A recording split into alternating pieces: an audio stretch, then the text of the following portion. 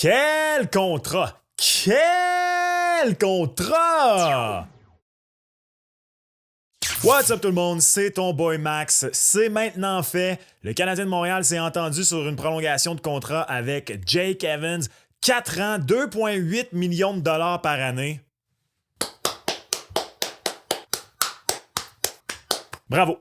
Bravo, Kent Hughes. On approchait dangereusement de la date limite des transactions et on peut mettre un crochet. C'est la première fois que je fais ça, une réaction directe à une grosse nouvelle chez le Canadien de Montréal. Bon, les mauvaises langues vont dire il y a bien juste à Montréal qu'on s'emballe pour une signature de contrat de quatrième trio. M'en fous, vous êtes ici pour ça. Parlant d'être ici pour ça, avec la période des transactions qui tire à sa fin dans la Ligue nationale de hockey et les séries qui approchent, toi, oui, toi, t'as cliqué sur une vidéo de ton boy pour la première fois et t'aimes ce que tu entends, t'aimes ce que tu vois, tu veux plus de contenu hockey, ben, fais-moi plaisir et abonne-toi à la chaîne dès maintenant. On a comme objectif d'atteindre les 20 000 abonnés en 2025 et les 2 premiers mois de l'année sont très bien partis. Alors, s'il te plaît, fais-moi plaisir et abonne-toi dès maintenant. Maintenant, réaction à chaud au contrat de Jake Evans.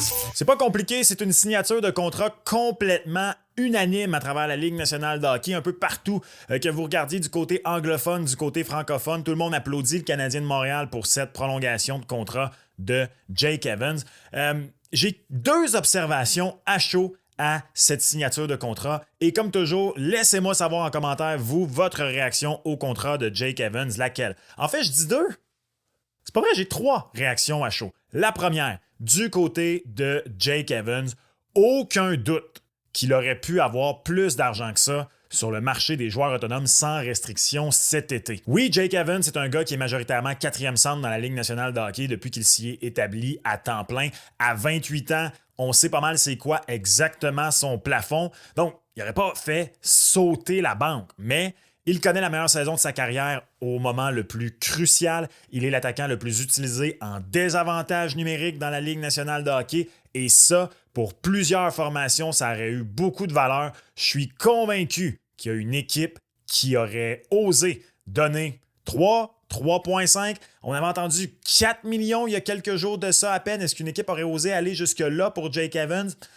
Peut-être. La vérité, c'est qu'on ne le saura jamais, mais une chose est certaine, c'est qu'il aurait pu avoir plus d'argent que ça.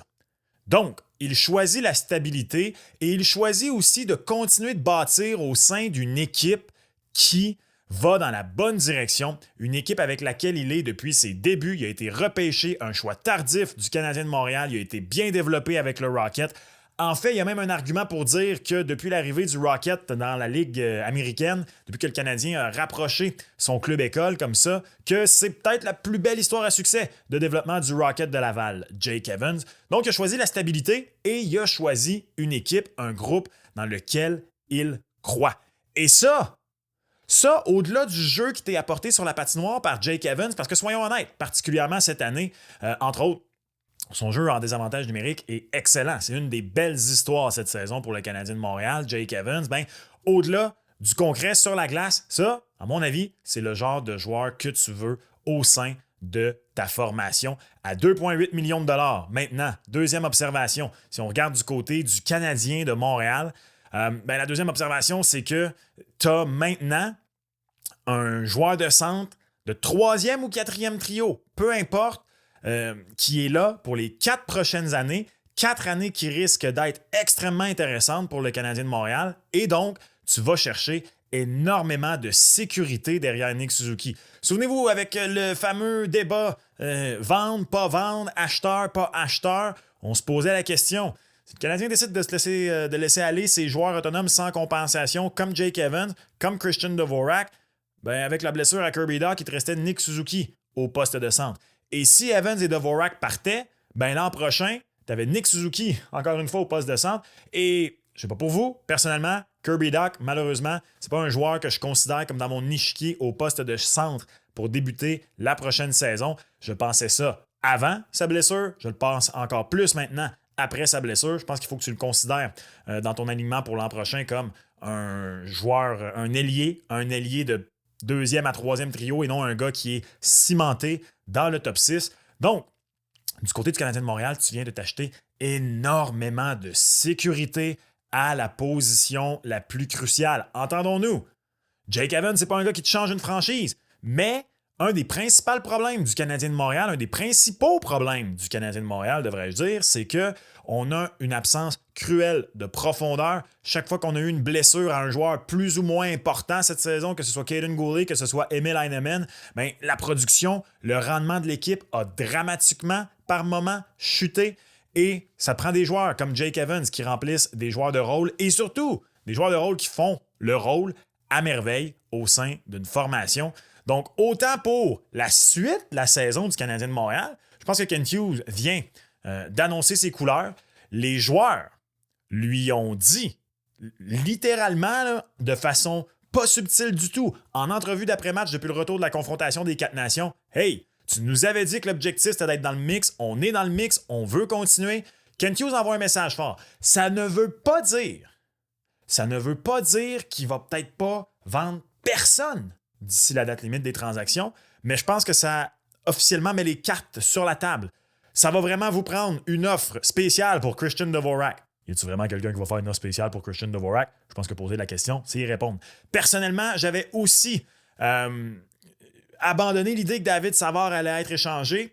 Reste probablement seulement Joel Armia. Je pense que si tu viens de prolonger Jake Evans, honnêtement, je serais même pas surpris, si surpris que ça. Si Joel Armia est également prolongé, j'en parlais avec mon chum Gonzo dans mon podcast Le Combo, disponible sur la chaîne YouTube de Mise au jeu d'ailleurs, que moi, si Joel Armia accepte une diminution salariale intéressante, pas de problème à ce qu'il revienne. Et que soudainement, tu as ton 4e trio pour l'an prochain. Evans, Heinemann, Armia. Heinemann, à l'âge qu'il a, il y aura un argument pour dire qu'il pourrait monter dans l'échiquier. Ça, ce sera pour une autre discussion. Deuxième observation, donc, c'est que le Canadien de Montréal vient d'afficher ses couleurs pour la suite des choses et pour l'an prochain. Vraiment, on est cimenté comme une équipe cette année qui, oui, va poursuivre et tenter d'entrer en séries éliminatoires. Ça ne veut pas dire qu'on va acheter, mais on fait confiance au groupe qui est en place et on cimente également déjà le début de la prochaine saison. Et la troisième observation est la suivante. Il n'y a pas si longtemps, je publiais une vidéo sur ma chaîne où je parlais de Sam Bennett comme potentielle acquisition pour le Canadien de Montréal. Peu importe qui.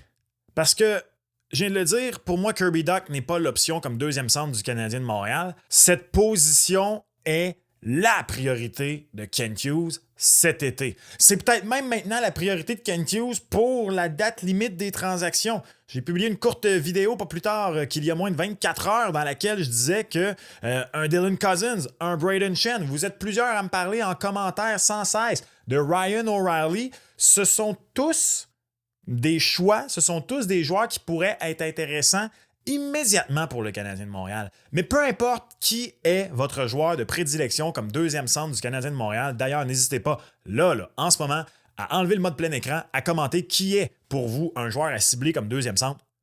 Ben, peu importe de qui il s'agit, mais avec Nick Suzuki légèrement sous la barre du 8 millions de dollars par saison, avec Jake Evans à 2,8 millions de dollars par saison également, un plafond salarial qui va grimper de façon substantielle dans les 3 prochaines saisons, Kent Hughes se donne toutes les munitions pour se présenter au bâton cet été et viser la clôture. Et potentiellement viser la clôture avec des coureurs sur les buts. Est-ce qu'il va vraiment y aller d'un coup de circuit? Est-ce que j'ai même ajouté la possibilité suivante? Parce que je le sais que vous êtes plusieurs à être déjà convaincus qu'Owen Beck ou Kapanen ou les deux ont leur place l'an prochain. Moi, je suis plus du type, justement, et c'est pourquoi je trouvais ça si important de garder Jake Evans dans la formation. Je suis plus du type à me dire qu'on traversera la rivière quand on y sera rendu, là, parce que remplacer toutes les minutes que te donne un Jake Evans, ça peut être difficile. Puis surtout, deux jeunes centres comme Owen Beck et Kapanen dans la même formation, ça peut être difficile. Bref, que tu vises un coup de circuit pour un deuxième centre, que tu vises 2 doublés avec 2 excellents centres de deuxième et troisième trio, peu importe. Ton échiquier salarial à la position te donne énormément de flexibilité si tu es Kent Hughes. Est-ce que ce sera via le marché des transactions? Est-ce que ce sera avec une signature d'agent libre? Est-ce que ce sera une combinaison des deux? Est-ce qu'immédiatement on va aller chercher, à titre d'exemple, un Brayden Schenn? Je vous rappelle qu'il a une clause de non-mouvement modifiée, une liste de 15 équipes, donc peut-être qu'il ne voudrait même pas venir à Montréal, mais peu importe. Dylan Cousins, nommez-le. Si tu vas chercher un Dylan Cousins, plus jeune, moins prouvé, tu te permets peut-être d'aller chercher un troisième centre intéressant. Vous êtes plusieurs à me parler sans cesse de Yanni Gourde. Vous me parliez beaucoup de Yanni Gourde comme deuxième centre. Je pense que ce stade de sa carrière, c'est un troisième centre, Yanni Gourde.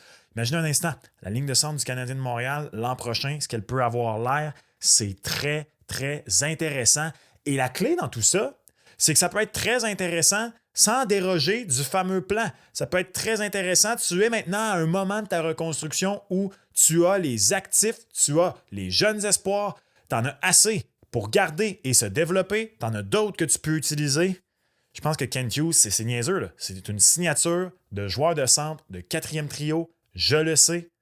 Bon, quatrième trio, troisième trio, là, décidé. Personnellement, je pense honnêtement que Jake Evans, c'est un centre qui peut être un centre de troisième trio, mais ça, de toute façon, c'est pas bien grave.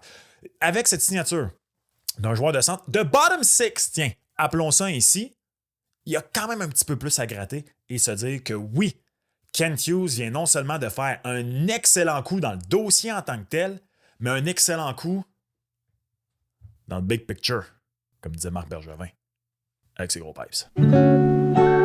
Ça, c'est ce que je pense à chaud de la signature de contrat de Jake Evans. Laissez-moi savoir ce que vous pensez de cette réaction instantanée dans les commentaires. Un peu moins de montage, 100% contenu. Vous voulez savoir pourquoi je pense que Juraj Slafkovský n'a pas nécessairement à devenir le prochain Brady Tkachuk? Il n'a qu'à être Juraj. Ben écoute ce contenu qui est disponible sur ma chaîne. Et comme toujours, on se reparle dans une prochaine vidéo. Ciao!